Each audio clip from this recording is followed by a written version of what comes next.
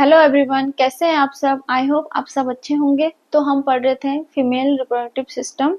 तो इससे पहले हमने फीमेल रिप्रोडक्टिव सिस्टम में पढ़ा है कि जो फीमेल रिप्रोडक्टिव सिस्टम है वो 3 पार्ट्स में डिवाइडेड है। External genital organ, internal genital organ and accessory organs. तो जो एक्सटर्नल जेनाइटल ऑर्गन्स है उसके बारे में हमने पढ़ लिया है। एक्सटर्नल जेनाइटल ऑर्गन्स में कौन कौन से ऑर्गन्स आते हैं। इसमें था mons pubis, labia majora, labia minora, vestibules, vestibular bulb, clitoris and hymen. These all are organs which is comes under the external genital organ. तो आज हम पढ़ेंगे कि what is the internal genital organ means कौन कौन से internal genital organs है जो फीमेल रिप्रोडक्टिव सिस्टम के अंदर आते हैं। तो जो internal genital organs है इसमें सबसे पहले हम पढ़ेंगे वजाइना। वजाइना क्या है? ये एक इंटरनल जेनाइटल ऑर्गन है। बहुत लोग इसमें कंफ्यूजन हो जाते हैं कि ये एक्सटर्नल में है या इंटरनल में है, बट जो वजाइना है ये इंटरनल जेनाइटल ऑर्गन्स में आता है। सेकंड हम पढ़ेंगे यूट्रस। थर्ड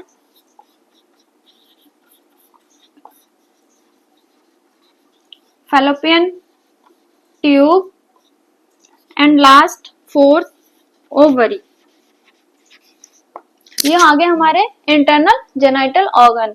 क्या क्या है internal genital organ? Includes vagina, uterus, fallopian tube and ovary. These all are internal genital organ. तो सबसे पहले हम इसमें पढ़ेंगे वजाइना के बारे में।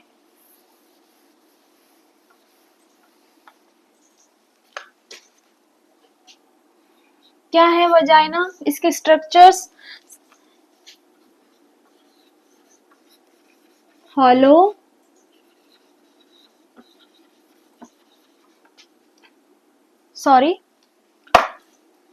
Hollow,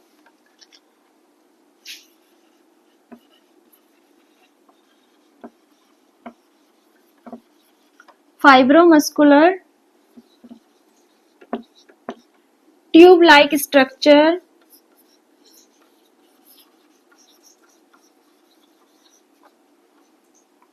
structure that connect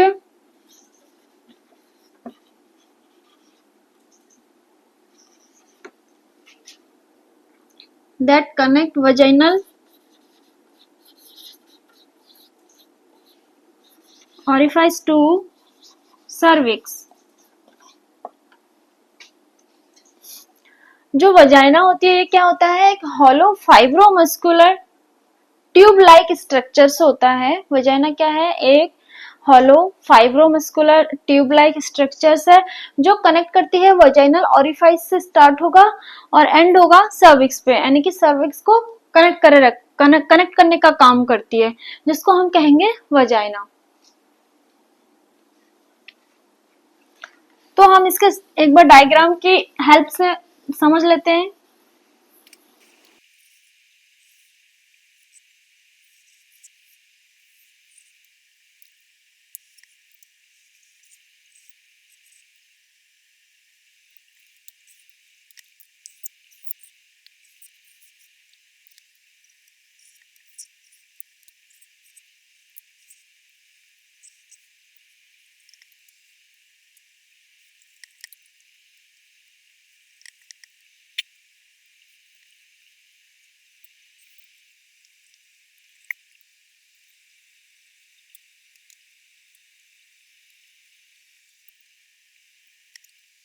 with the help of diagram of vagina हम इसमें देखेंगे कि जो ये है ये यूट्रस हो गया, ये सर्विक्स हो गया, ये वजाइना होगी। तो जो वजाइना है इसमें ये क्या हो गया? लेटरल वॉल हो गया, पोस्टीरियर वॉल, देन ये इंटीरियर वॉल। कितनी वॉल होंगी? टोटल 3 वॉल होंगी, interior wall, lateral wall and posterior wall. जो इंटीरियर वॉल होगी इसकी जो लेंथ होगी 7 सेंटीमीटर होंगी एंड जो पोस्टीरियर वॉल होंगी उसकी जो टोटल लेंथ होंगी वो 9 सेंटीमीटर होंगी। टोटल कितने वॉल हो गए वजाइना के? Interior wall, lateral wall and posterior wall. अब हम पढ़ेंगे मेजरमेंट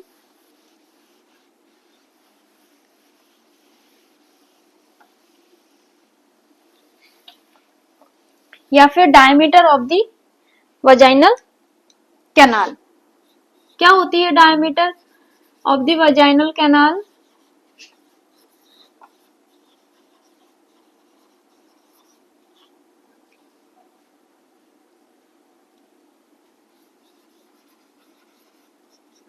डायमीटर मीन्स चौड़ाई, तो कितनी होगी? Total 2.5 centimetre. कितनी होती है डायमीटर ऑफ वजाइनल कैनाल? कितनी होगी टोटल? 2.5 सेंटीमीटर। प्लस इसमें क्या प्रेजेंट होगा? फॉर्निक्स। फॉर्निक्स किसे कहेंगे?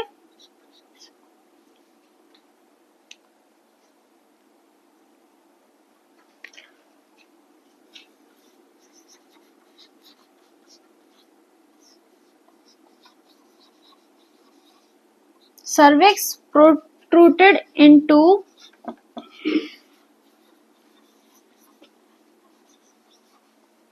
vagina and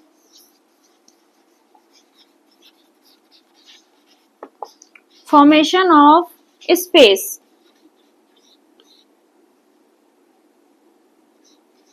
या फिर क्लेफ्ट भी कह सकते हैं,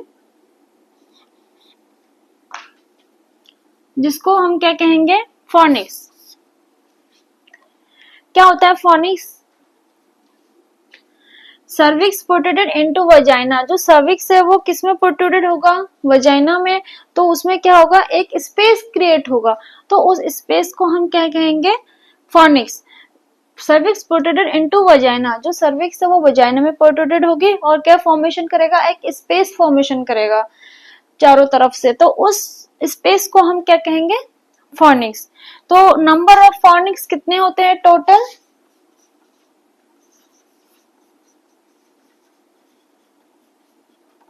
number of fornix total 4।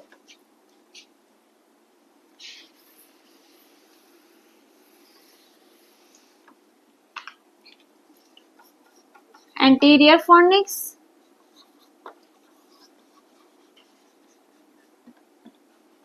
1,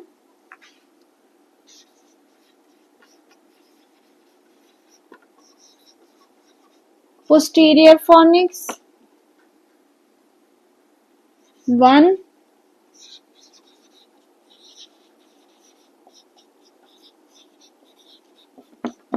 and lateral जो फॉनिक्स है वो टोटल कितनी होती है? 2। तो टोटल फॉनिक्स हो गए कितने? 4।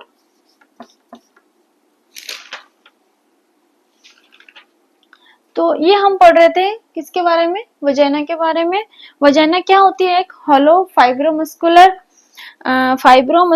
ट्यूब लाइक स्ट्रक्चर्स होता है जो कनेक्ट करता है वजाइनल ओरिफाइस से लेके सर्विक्स तक। जो वजाइना है इसमें टोटल 3 वॉल होती है, interior wall, lateral wall and posterior wall. जो इंटीरियर वॉल होगा इसकी लेंथ होगी 7 सेंटीमीटर एंड जो पोस्टीरियर वॉल होंगे उसकी जो लेंथ है वो कितनी होगी?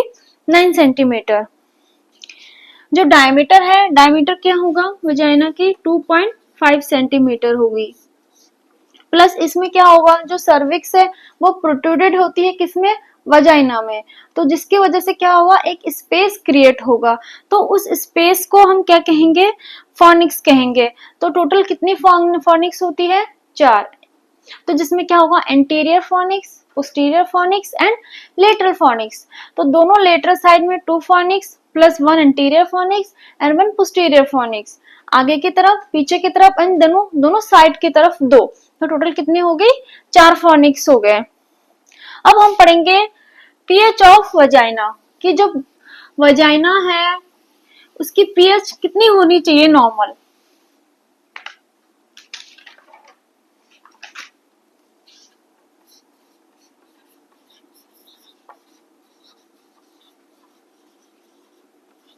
पीएच ऑफ वजाइना होती है 3.8 टू 4.5। एसिडिक पीएच होती है।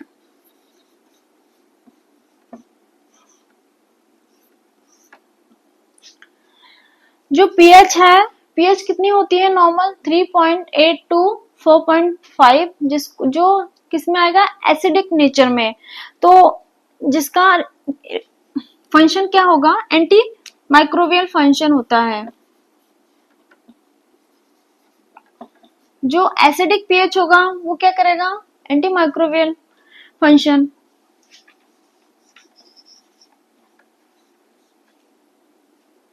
तो क्यों होता है ये पीएच ऑफ वजाइना जो है वो एसिडिक क्यों होता है?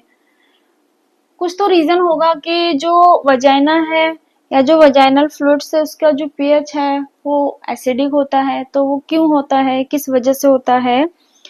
तो जो एसिडिक पीएच है उसके बारे में हम पढ़ेंगे थोड़ा सा।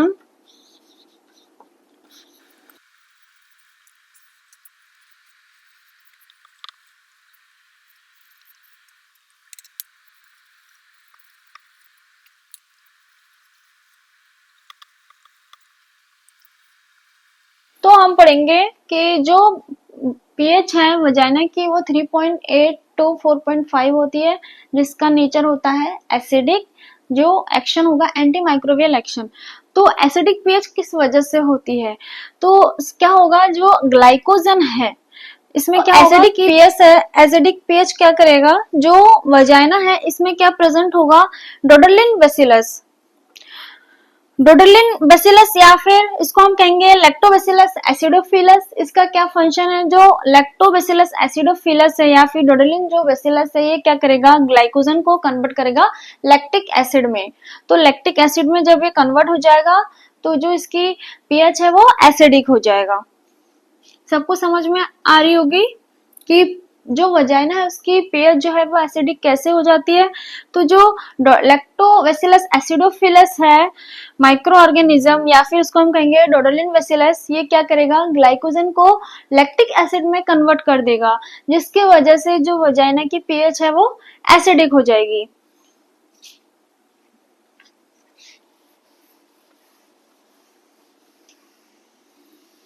अब हम पढ़ेंगे lining of vagina.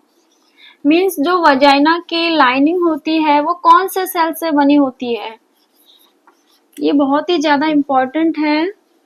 Lining of vagina ये हम सबको पता होना चाहिए कि लाइनिंग ऑफ वजाइना जो है वो कौन से सेल से बनी होती है। तो ये बनी होती है स्ट्रेटिफाइड स्क्वैमस एपिथेलियम।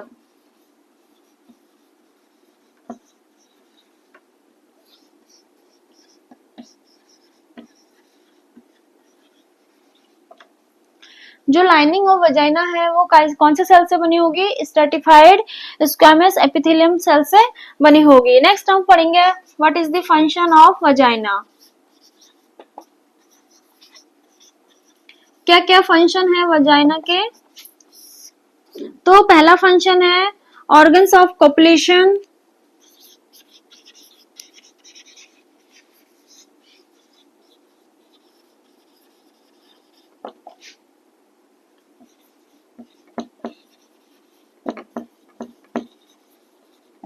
जो वजाइना है वो क्या है, organs of copulation. Copulation means क्या होगा, सेक्सुअल इंटरकोर्स। तो ये ऑर्गन है सेक्सुअल इंटरकोर्स का, प्लस ये क्या करता है, सीमेन को रिसीव करता है। Next birth canal.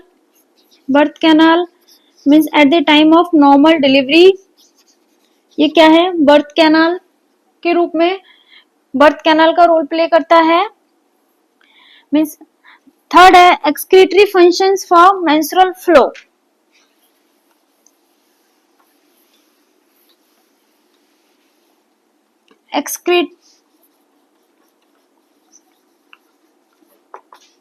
excretory function of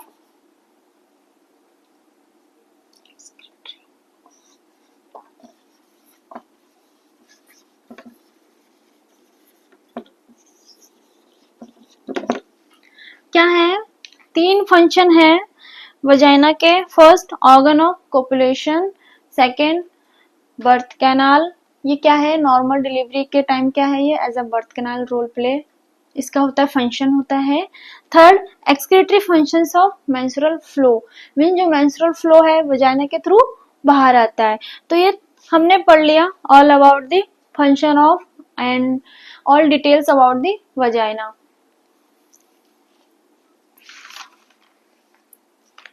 क्या होता है वजाइना? एक hollow fibromuscular tube like structures होता है जो कनेक्ट करता है वजाइनल ऑरिफाइस से लेके सर्विक्स तक ही क्या करेगा, कनेक्ट करेगा। प्लस इसमें 3 वॉल्स होंगे, interior walls, posterior walls and lateral walls. जो इंटीरियर वॉल्स होंगी उसकी लेंथ होगी टोटल 7 सेंटीमीटर एंड जो पोस्टीरियर वॉल्स होगी उसकी लेंथ कितनी होगी, टोटल 9 सेंटीमीटर। जो डायमीटर होगी वजाइनल कैनाल के डायमीटर होगी टोटल 2.5 सेंटीमीटर। और इसमें क्या होगा, जो सर्विक्स है वो वजाइने के ऊपर क्या होती है, प्रोट्रूटेड होती है, जिसकी वजह से एक एम्प्टी स्पेस क्रिएट होता है जिसको हम कहते हैं फोनिक्स। तो टोटल कितने फोनिक्स होते हैं?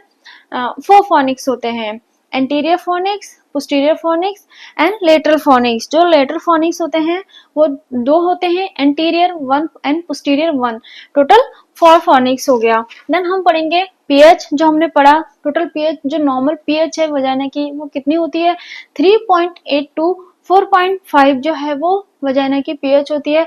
जो एसिडिक इन नेचर होता है जिसका फंक्शन होता है एंटी माइक्रोबियल। तो एसिडिक नेचर कैसे होगा वजाइना में? जो डोडोलिन बेसिलस जो माइक्रो ऑर्गेनिज्म है जो प्रेजेंट होता है, या फिर हम इसको बोलेंगे लैक्टोबैसिलस एसिडोफिलस जो माइक्रो ऑर्गेनिज्म है, ये क्या करेगा, ग्लाइकोजन को लैक्टिक एसिड में चेंज कर देगा, जिसकी वजह से जो वजाइना की पीएच होगी वो क्या होगा, एसिडिक होगा। नेक्स्ट हमने पढ़ा लाइनिंग ऑफ वजाइना। तो जो वजाइना की लाइनिंग है वो कौन से सेल से बनी होती है? तो जो वजाइना की लाइनिंग है वो बनी होती है stratified squamous epithelium cells.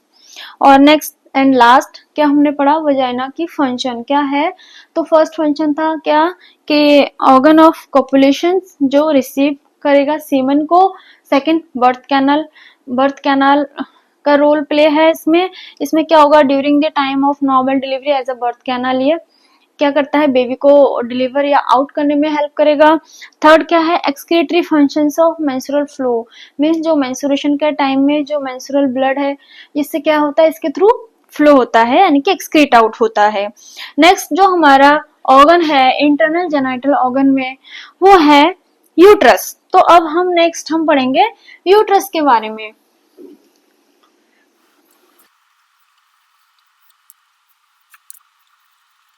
Parts, इसके जो टोटल पार्ट्स है वो 3 पार्ट्स हैं, body, stomach and cervix. Body,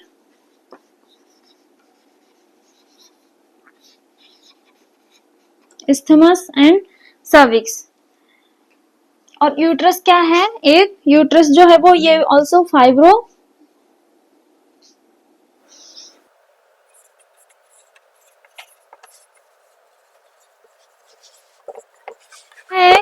fibromuscular organ है। Uterus is also a fibromuscular organ. इसमें क्या है कि जो इसके पार्ट्स है, टोटल पार्ट्स कितने हैं, 3 पार्ट्स है, बॉडी, स्टमक एंड सर्विक्स। तो अब हम पढ़ेंगे कि size of the uterus, normal size क्या होती है। साइज को याद करने का तरीका, सबसे पहले 7.5 centimetre into 5 centimetre into 2.5 centimetre. तो ये हो गई लेंथ, ये हो गई वेट,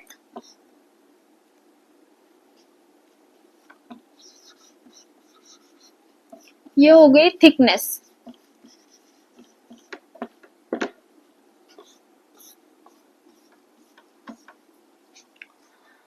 जो इंटरनल जेनाइटल ऑर्गन्स है इसमें जो हम पढ़ रहे हैं यूट्रस, तो यूट्रस क्या है कि यूट्रस क्या है, एक फाइब्रोमस्कुलर ऑर्गन है एंड जो इसकी साइज होगी 7.5 सेंटीमीटर इसकी लेंथ है एंड 5 सेंटीमीटर इसकी विड्थ है एंड 2.5 सेंटीमीटर इसकी थिकनेस है। ये तो हो गया साइज। देन इसके बाद हम पढ़ेंगे वेट। नॉर्मल वेट कितना होता है यूट्रस का, नॉर्मल वेट है 50 टू 80 ग्राम। अगर हम एक रेंज में लेंगे तो जो normal weight of the uterus है वो कितना होगा, 50 टू 80 ग्राम। अगर एवरेज लेंगे तो इसका वेट आ जाएगा 60 ग्राम एवरेज। नॉर्मल वेट 50 टू 80 ग्राम जो इसकी रेंज है, प्लस अगर हम इसको एवरेज में लेंगे तो कितना होगा, 60 ग्राम। बट ड्यूरिंग प्रेगनेंसी क्या होगी यूट्रस की वेट,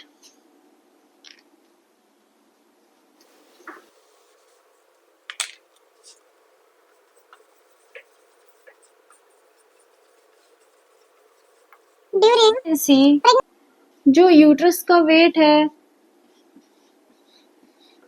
900 टू 1000 ग्राम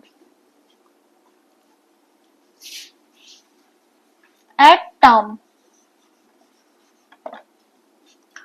जो यूट्रस का वेट है अगर हम रेंज में अगर लेंगे तो उसका जो नॉर्मल जो वेट है वो 50 टू 80 ग्राम, एवरेज में 60 ग्राम मान सकते हैं इसको। But during pregnancy at term जो यूट्रस की वेट है वो कितना हो जाएगा, 900 to 1000 gram at term. Term कौन से कंडीशंस को हम टर्म कहेंगे, 37 टू 42 वीक्स ऑफ प्रेगनेंसी जिसको हम टर्म कहेंगे। तो एट टर्म क्या होगी यूट्रस का वेट, 900 टू 1000 ग्राम। नाउ अब हम पढ़ेंगे shape of the uterus.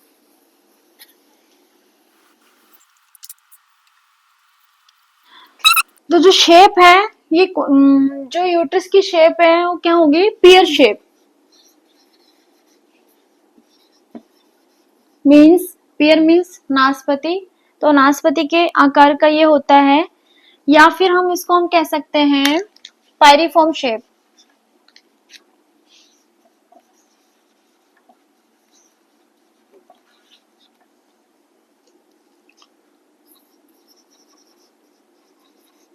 Shape of the uterus, peer shape या फिर पायरीफॉर्म शेप।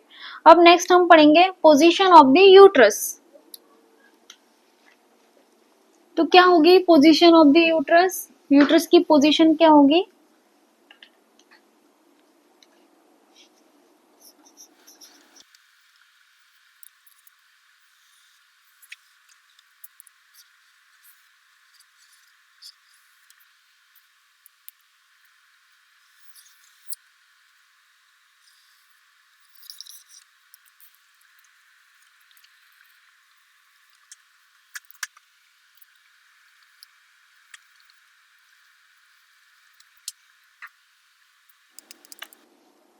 जो पोजीशन है यूट्रस की वो क्या होगी, नॉर्मल पोजीशन ऑफ यूट्रस क्या होगी, एंटीवर्जन एंड एंटी फ्लेक्शन।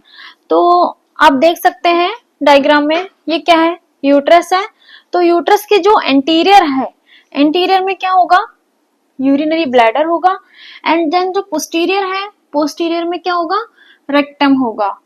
देन जो ब्लैडर और यूट्रस के बीच में जो एम्प्टी स्पेस है उस स्पेस को हम किस नाम से जानते हैं, यूट्रोवेसिकल पाउच। एंड जो यूट्रस एंड रेक्टम के बीच में जो एम्प्टी स्पेस है इसको हम रेक्टो यूट्राइन पाउच या फिर कर्डिसैक या फिर पाउच ऑफ डगलस के नाम से जानते हैं। तो जो नॉर्मल पोजीशन है यूट्रस की, एंटीवर्जन एंटी फ्लेक्शन, ये हम कैसे कह सकते हैं कि एंटीवर्जन एंटी फ्लेक्शन जो इसकी पोजीशन है, एंटीवर्जन का मतलब होता है, ये तो आपको समझ में आ गया होगा कि जो नॉर्मल जो यूट्रस है उसकी पोजीशन होती है एंटीवर्जन एंटी फ्लेक्शन। अभी मैं आपको बताऊंगी जो यूट्रस है, यूट्रस के फ्रंट में क्या होगा, मींस एंटीरियर में क्या होगा, यूरिनरी ब्लैडर होगा। एंड जो पोस्टीरियर है, पोस्टीरियर में क्या होगा, रेक्टम प्रेजेंट होगा। जो यूरिनरी ब्लैडर और यूट्रस के बीच में जो एम्प्टी स्पेस है उसको हम जानते हैं यूट्रोवेसिकल पाउच। एंड जो यूट्रस एंड रेक्टम के बीच में जो एम्प्टी स्पेस है उसको हम कहेंगे रेक्टो यूट्राइन पाउच या फिर कर्डिसैक या फिर पाउच ऑफ डगलस। जो anteversion and anteflexion of position है यूट्रस की, इसको भी मैं आपको डायग्राम के हेल्प से समझाऊंगी।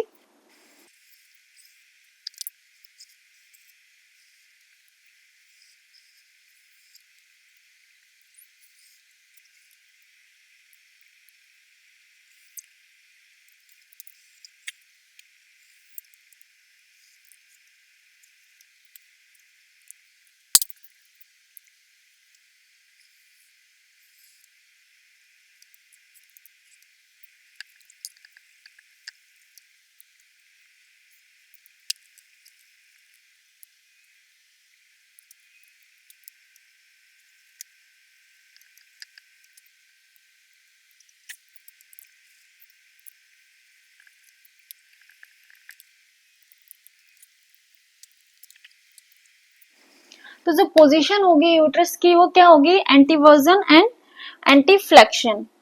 एंटीवर्जन क्या होता है, जो एंटीवर्जन एंगल होगा वो क्या होगा, long axis of vagina and long axis of cervix, जिसका एंगल होगा 90 डिग्री। आप देख रहे हैं डायग्राम में, ये वजाइना है, वजाइनल कैनाल है, ये सर्विक्स है, ये यूट्रस है। जो long axis of vagina and जो लॉन्ग एक्सिस ऑफ सर्विक्स है वो क्या है, 90 डिग्री एंगल में है। तो ये क्या हो गया हमारा एंटी वर्जन या फिर एंटीवर्टेड पोजीशन। एंड जो एंटी फ्लेक्शन पोजीशन है वो यूट्रस की है, जो वजाइना की तरफ आगे की तरफ झुकी हुई है, और इसका एंगल हमारा बन रहा है 120 एंगल, यानी कि एंटी फ्लेक्स पोजीशन बन रही है। तो जो नॉर्मल पोजीशन होगी क्या होगी, एंटीवर्जन एंड एंटी फ्लेक्शन। एंटीवर्जन एंगल कितना होगा, 90 डिग्री एंगल का होगा, और जो एंटी फ्लेक्शन एंगल बनेगा वो कितना बनेगा हमारा, 120 एंगल में होगा। तो इस वजह से जो पोजीशन ऑफ द यूट्रस है, नॉर्मल पोजीशन, जिसको हम कहेंगे एंटीवर्जन एंड एंटी फ्लेक्शन। जो एंटीवर्जन है इसमें हम किसको देखेंगे, long axis of cervix and long axis of vagina.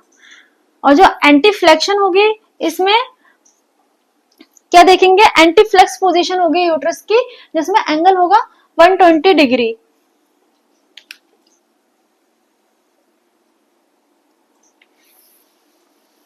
I hope आपको समझ में आ गया होगा कि यूट्रस की नॉर्मल पोजीशन क्या होती है, एंटीवर्जन एंड एंटी फ्लेक्शन। जो एंटीवर्जन होगी इसमें क्या देखेंगे, long axis of the vagina and long axis of cervix, जो 90 डिग्री का होगा, और जो हमारा एंटी फ्लेक्शन होगा वो 120 डिग्री में होगा, यूट्रस की पोजीशन होगी। तो दैट्स व्हाई हम इसको कहेंगे एंटीवर्जन एंड एंटी फ्लेक्शन पोजीशन। लिख लेते हैं एक बार। जो एंटीवर्जन होगा वो क्या होगा दोस्तों, long axis of vagina and long axis of cervix कितने होगी, 90 डिग्री एंगल होगा। एंड जो एंटी फ्लेक्स्ड होगी पोजीशन, उसमें क्या होगा, long axis of the cervix and long axis of the uterine cavity, जिसकी एंगल होगी 120 डिग्री।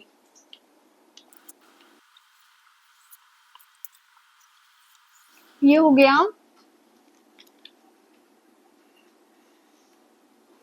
ये है वजाइना, जिसका एंगल होगा 90 degree, long axis of the vagina and long axis of the cervix. And जो यूट्राइन कैविटी होगी वो होगी long axis of the uterine cavity and long axis of the cervix.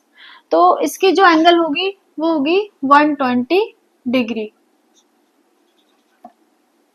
तो पोजीशन क्या होगी, ये हो जाएगा हमारा long axis of the vagina and cervix, जो हो जाएगा क्या होगा, एंटीवर्जन। और ये जो लॉन्ग एक्सिस ऑफ यूट्रस है and long axis of cervix है, तो इस ये क्या हो जाएगा, एंटी फ्लेक्स, जो कितनी होगी 120 डिग्री। तो जो नॉर्मल पोजीशन है यूट्रस की क्या होगी, एंटीवर्जन anti flexion position of the uterus.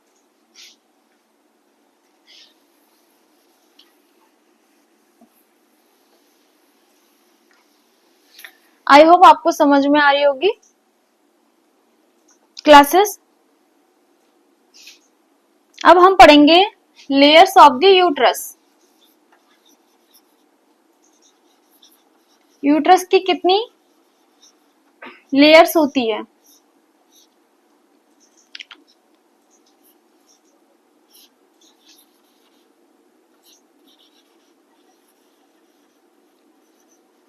Perimetrium,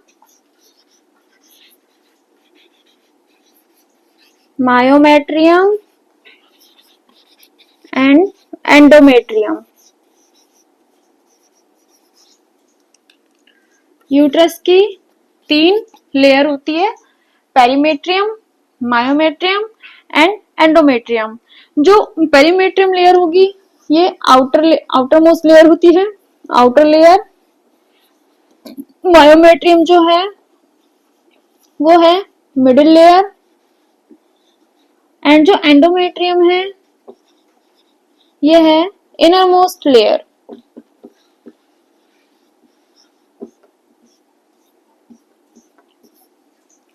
total कितनी लेयर होती है यूट्रस की?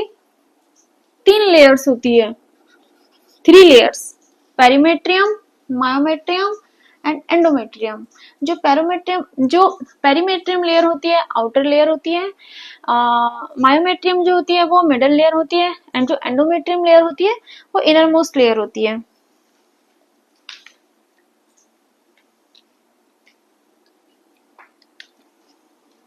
सबसे ज्यादा थिकेस्ट कौन सी लेयर होती है? वो होती है मायोमेट्रियम। जो मायोमेट्रियम है सबसे ज्यादा थिकेस्ट लेयर यही होती है, मायोमेट्रियम।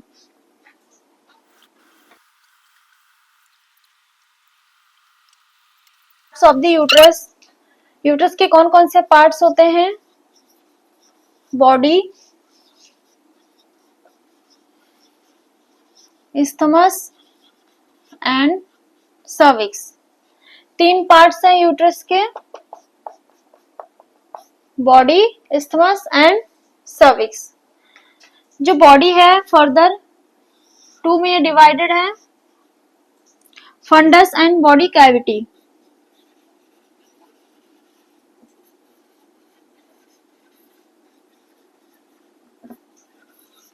जो फंडस है इसकी लेंथ होती है 1.5 सेंटीमीटर, बॉडी कैविटी की लेंथ होती है 3.5 सेंटीमीटर। जो इस्थमस है इसकी लेंथ होती है 0.5 सेंटीमीटर, एंड जो सर्विक्स है इसकी लेंथ होती है 2.5 सेंटीमीटर। टोटल लेंथ कितनी हो गई? 2, 3, 3, 6, 3 and 3, 6, 7 and 8। जो पार्ट्स है, पार्ट्स ऑफ द यूट्रस है, क्या क्या है? Body, isthmus and cervix.